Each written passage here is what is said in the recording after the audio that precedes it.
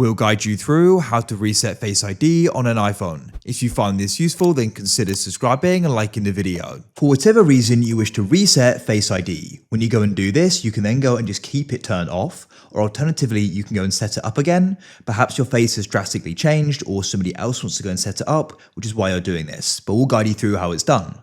So to go and get started with this, you need to have your phone unlocked like this and go and open up the settings app on your iPhone. Next, you want to go and scroll down and you want to go and find the option for Face ID and passcode. If you don't see this here, you need to go into screen time, scroll down to content and privacy restrictions, scroll in here into allow changes to, find passcode and Face ID and set that to allow.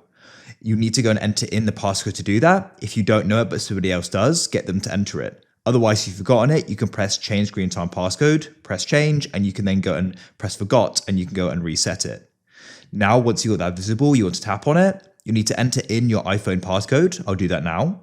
Now you need to go and scroll down and you should go and see the option for reset Face ID. So you can just go and tap there and do it. But if it says Face ID is required or stolen device protection is turned on, what you need to do is scroll down, find stolen device protection and tap there. Then what you can do is go and switch it off like so.